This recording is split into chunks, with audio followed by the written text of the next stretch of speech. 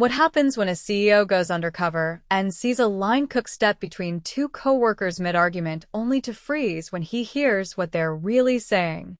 Bradley Boone adjusted his baseball cap in the rearview mirror and took a deep breath. He hated the fake mustache. It itched. But it was the last piece of his disguise, and it had to be good. Nobody at this fast-casual chain in East Ridge, Tennessee, had ever met him. He bought the company 8 years ago when it was just 2 stores. Now it had 6. But this location store 4 had been sending up red flags for months. Poor online reviews. High turnover. A few customers had even mentioned loud arguments from the kitchen. Still, nobody could give him a straight answer.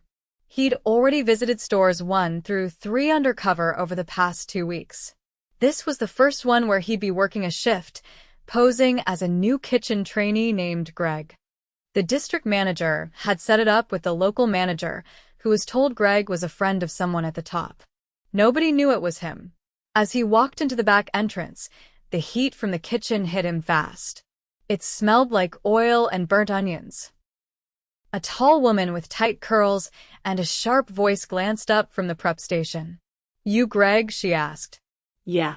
"First day." Follow me. I'm Trina." "I'm the kitchen lead. Don't expect anyone to hold your hand." Bradley kept his mouth shut. She didn't seem cruel, just tired. Overworked. He got it. The kitchen was loud, full of clanging pans and fast movement. There were only 3 people working the back. Trina, a freckled teenager named Luis on the fryer, and a guy at the grill mid-30s, stocky, quiet named Drew. "Where's the rest of the crew?" Bradley asked. Trina didn't break stride. "You're looking at him. Manager says we're over budget." So that's why they were short-staffed. By hour 2, Bradley's shirt was soaked. He was cutting lettuce when he heard shouting from the other side of the kitchen. "I said leave it alone, Luis." Trina snapped. "I didn't touch your station." "Then where the hell's my diced onions?" "I've been on fries the whole time." Bradley turned, ready to step in when Drew suddenly moved between them, holding a spatula in each hand like a peacekeeper. "Hey," Drew said firmly. "Chill. "Both of you." Trina looked like she might explode. Bradley started to speak, but Drew held up a hand. "Wait." That's when it happened. Trina's voice cracked. "You think I want to yell? I haven't seen my kid in 2 days. I'm working doubles because Marcus keeps cutting our hours but still wants full covers." Luis's face dropped. "Trina, I didn't know." Drew turned to Luis. His voice softened. "She's not mad at you, man. She's burned out. We all are." Bradley froze. The air shifted. This wasn't just bickering. This was something deeper. Something wrong. Trina wiped her eyes with her sleeve and turned back to her prep. Luis sat silent. Drew glanced at Bradley. "You good, man?" he asked. "Yeah," Bradley said. "Just learning the ropes." The rest of the shift moved fast. Orders kept stacking. Trina didn't speak much. Luis stayed glued to the fryer. And Drew? He worked like a machine grill, tickets, even helping with dishes. By the end of the night, Bradley's arms ached. He was tossing trash when he heard quiet laughter from the back. Trina and Drew, sitting on milk crates, sharing a soda. "You didn't have to step in," Trina said. "Yeah, I did," Drew replied. "I'm not losing another good coworker to burnout." Bradley walked past them quietly. His chest felt tight. He thought the issues here were about bad service. But now it was clear this wasn't just about customer complaints. It was about people being pushed too far. The next day started earlier than expected. Bradley pulled into the back lot just after 6 in the morning. The morning shift wasn't supposed to clock in until 7, but he'd gotten a heads up from a former regional trainer he'd quietly reached out to. She told him if he really wanted to know what was going wrong at Store 4, he needed to see the prep window before hours. Inside, the kitchen lights were already on. Someone was chopping cilantro at the prep table, music playing low from a cracked phone speaker. It was Drew again, already halfway through restocking the cold table. Bradley stepped inside quietly. You always this early? He asked. Drew glanced up, then refocused on his work. Only when nobody else will be. Bradley grabbed an apron and washed up. You're not scheduled yet, though. Nope. He didn't elaborate. Just kept working. Bradley joined him, dicing tomatoes. The silence wasn't awkward, just practiced. Like Drew had learned not to waste words where none were needed. Around 6:30, the front door creaked open. A slender guy in his early 20s walked in, rubbing his eyes. His uniform wasn't quite clean. He looked around, confused. Did Trina already come in? He asked. No, Drew said. Probably stuck with her kid. She'll be in right before open. The guy nodded and headed toward the register area up front. Drew leaned closer, voice low. That's Malik. He's been here maybe 6 weeks.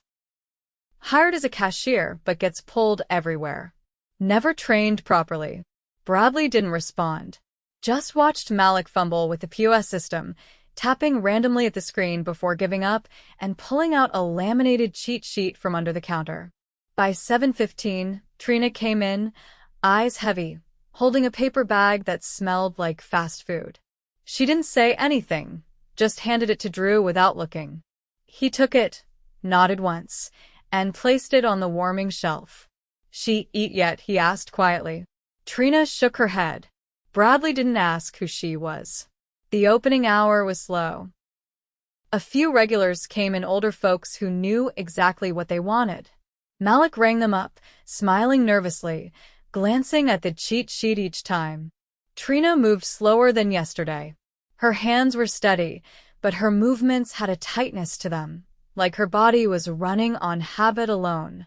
Just before 9, a tall man in a crisp polo and polished shoes walked in through the back. He didn't greet anyone, didn't look around, just made a beeline for the office. Drew stiffened. Trina shot Bradley a glance. She didn't have to say it. That was Marcus.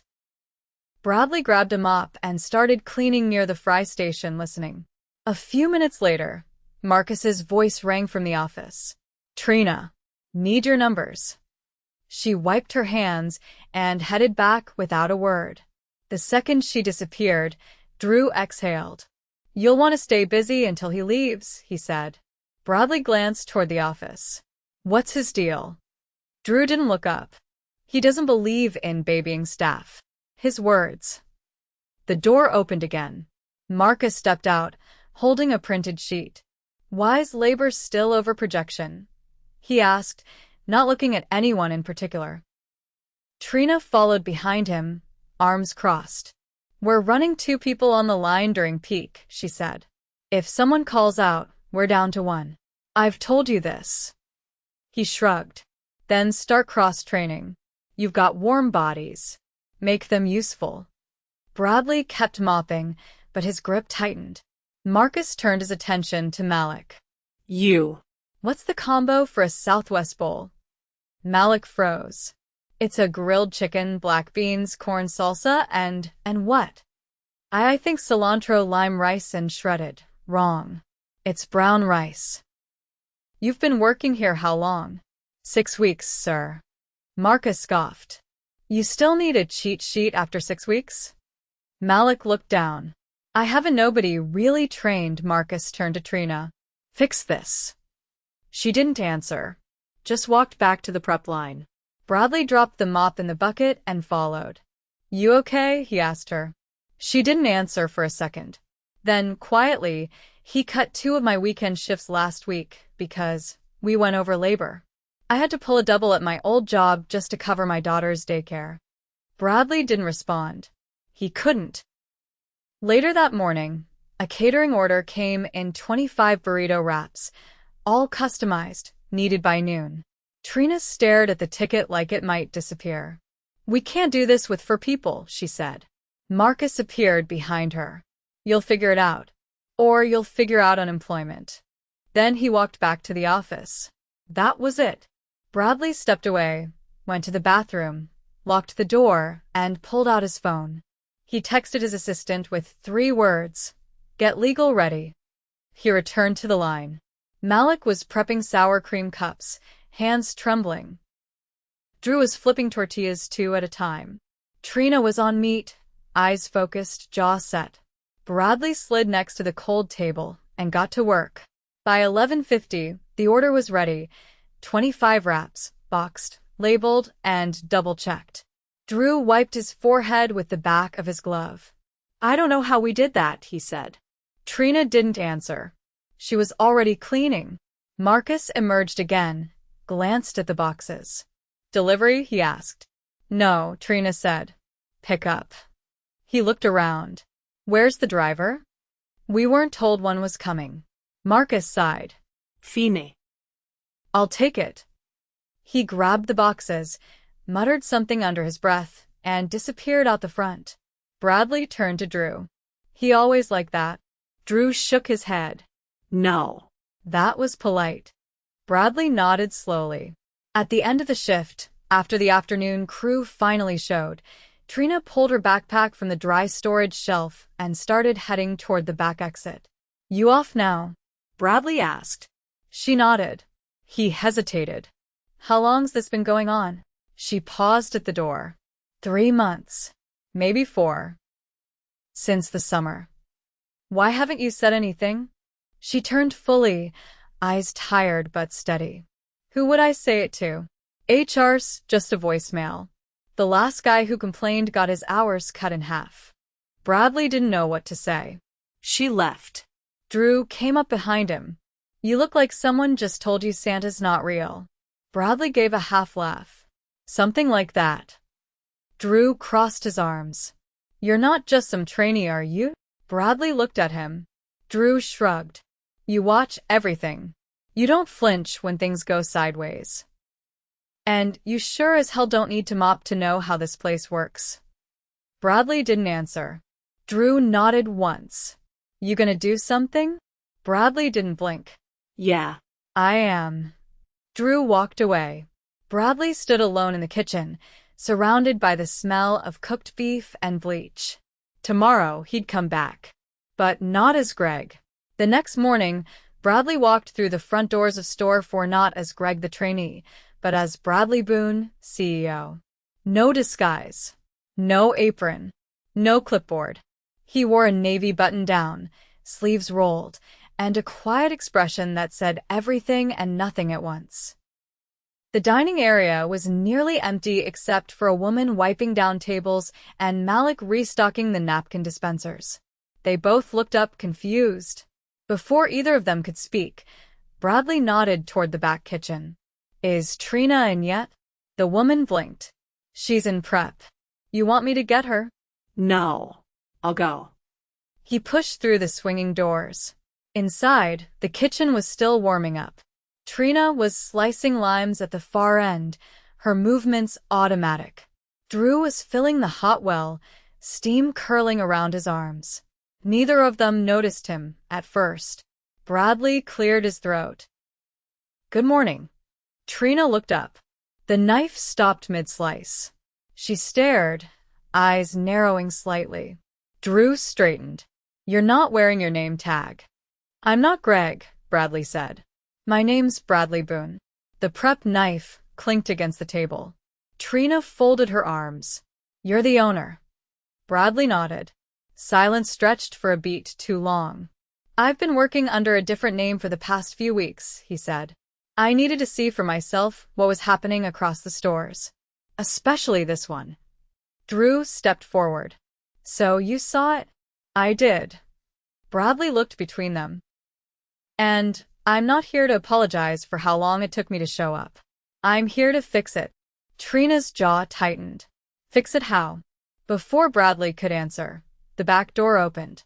Marcus stepped in, balancing a coffee in one hand and his phone in the other. He looked up and froze. Then, slowly, with a forced smile, Mr. Boone. Bradley didn't let him finish. Office. Now. Marcus hesitated, but the look in Bradley's eye left no room for debate.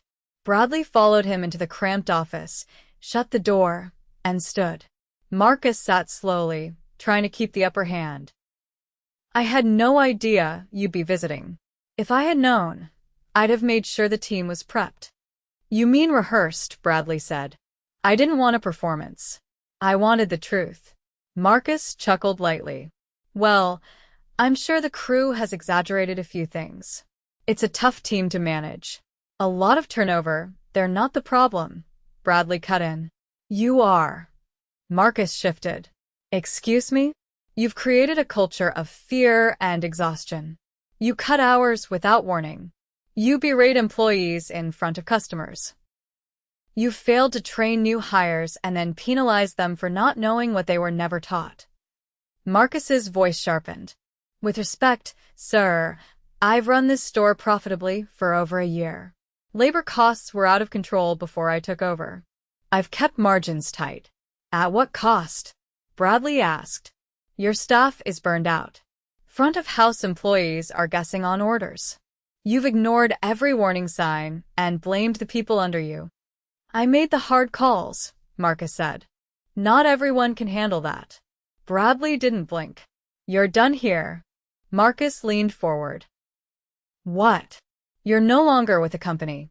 Effective immediately. Marcus stood up, voice rising. You're making a mistake. No, Bradley said calmly. I made one hiring you. The office fell silent. Bradley opened the door. Collect your things.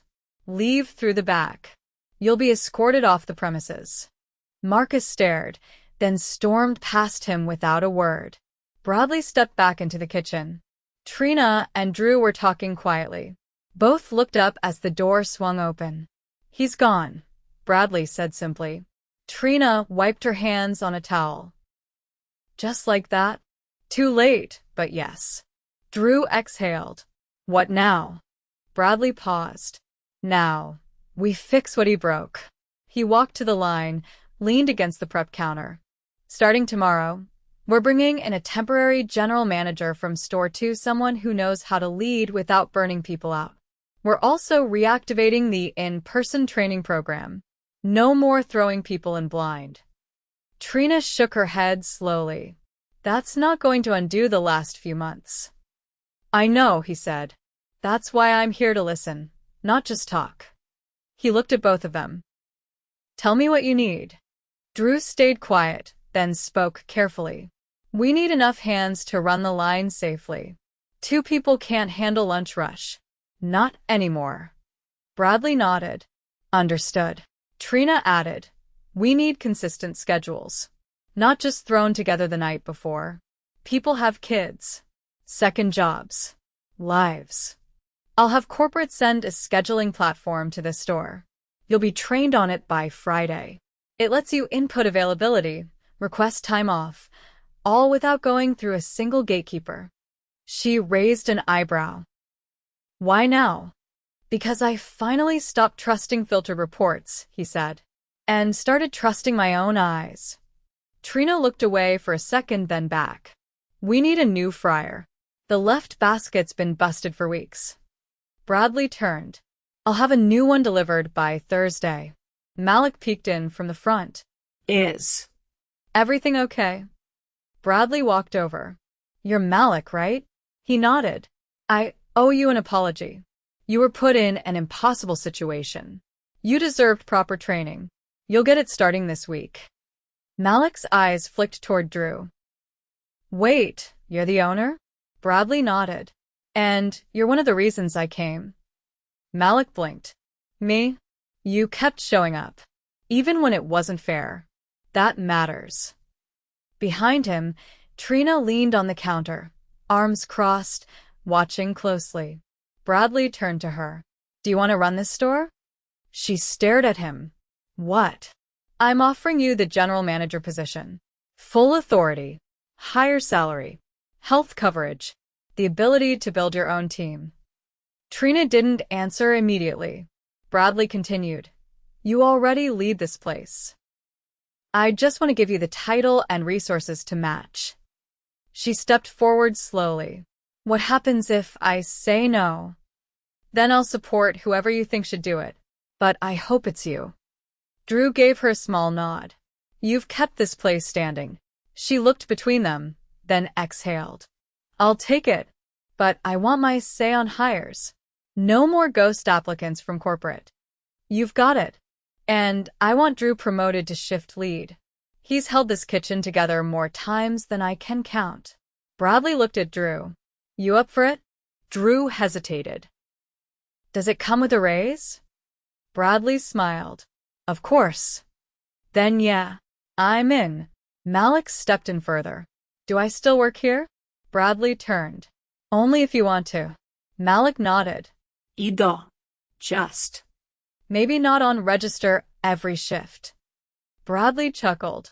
We'll rotate. He looked at the crew, small, tired, but standing. Tomorrow, I'm bringing in the regional ops lead. Not to inspect. To listen. We're rebuilding this place, starting with the people who've actually been holding it up. Trina leaned back against the counter.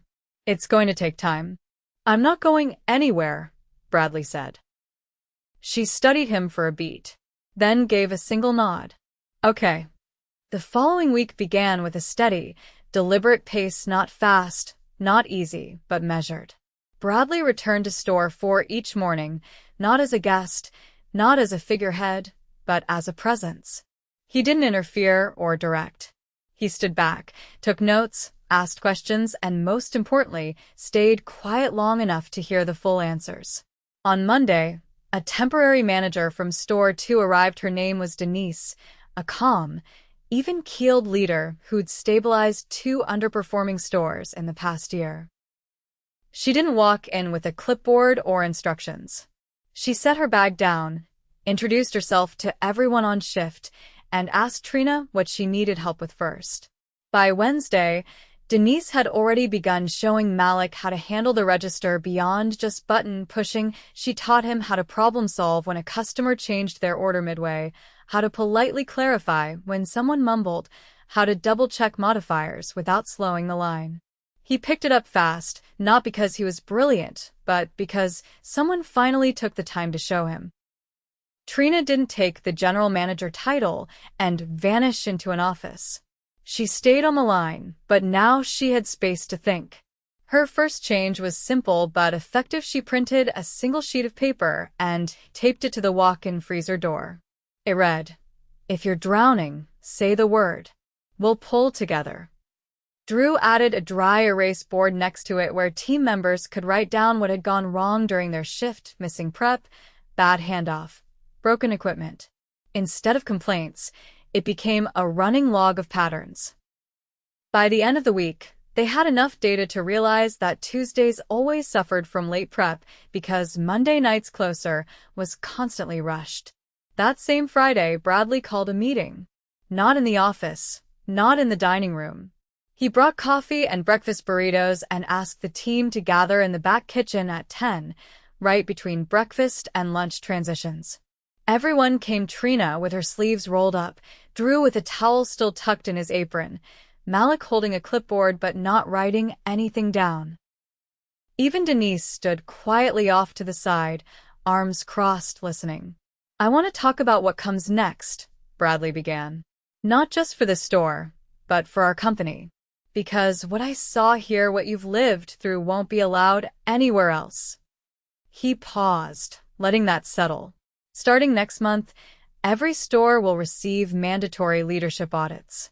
But not the kind that focuses on numbers. We're auditing behavior.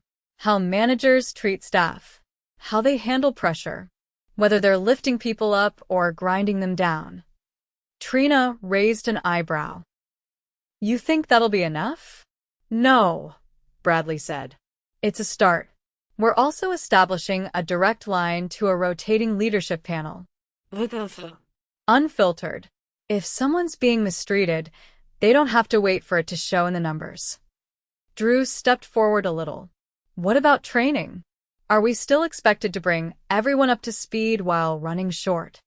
"You won't be," Bradley said. "We're creating a small, traveling training team. They'll visit each store during onboarding weeks.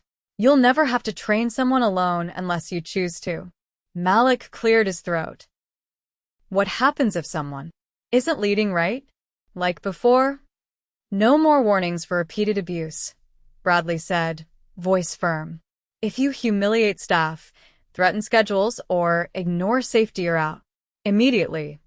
Nobody said anything for a moment. Then Malik nodded once, slowly. Trina leaned against the prep table. So, you're rebuilding the whole ship. I have to, Bradley said. Because I saw what happens when you let it drift. Denise stepped beside him. We've also added a policy that no one works more than 6 days straight without approval from 2 levels up. And any employee working doubles for more than 2 days in a row gets flagged for review. Trina crossed her arms. That would have saved a lot of us months ago. I know, Bradley said. And I'm sorry it didn't come sooner. She looked at him for a long moment, then nodded. I want to keep building here, she said. But I want the hiring team to actually listen when I say someone's not a fit. Then they'll listen, Bradley said. From now on, no one gets pushed into your store without your approval. Drew turned to Denise. You staying long? She smiled faintly. Just until your systems run without me. And then I'll be back if you ever need backup. The meeting broke naturally after that. No clapping. No grand declarations. Just people returning to work with shoulders a little looser and eyes a little clearer. The next week brought real tests. A small grease fire broke out during dinner rush on Thursday. The team moved fast. Trina killed the heat. Drew grabbed the extinguisher, and Malik calmly told the customers their food would take a few more minutes. No panic. No yelling. Just a team that trusted each other. By the end of the month, 2 new hires joined, one on grill, one part-time on prep. Both had proper onboarding. Both were given shadow shifts. Neither was left alone once. Bradley didn't return daily after that, but he stayed involved. He asked for weekly updates from Denise, bi-weekly check-ins from Trina, and feedback summaries from Drew. Not spreadsheets, actual feedback. One morning in early spring, he came by unannounced. No agenda. Just to see how things felt. He stepped through the front doors and saw Malik training a new cashier, not lecturing, just walking them through the system during a lull. In the back, Trina was laughing with the prep cook about a spilled tub of guac. Drew was finishing inventory with a clipboard that actually had pens attached. Bradley sat down at a corner booth and watched. No one fussed over him. No one stopped what they were doing. When Trina finally noticed him, she came over, arms crossed. You checking up on us? I'm checking in, he said. We're still tired, she said. But we've got room to breathe now. That's all I wanted, he replied. You sure that's all? He smiled. Well, I'll take a burrito bowl if you've got time. Only if you bus your own table, she said, already walking away. Bradley looked around the restaurant. It wasn't perfect. It wasn't polished. But it was honest. And for the first time in a long time, it felt like it belonged to the people who worked there, not just the man who owned it.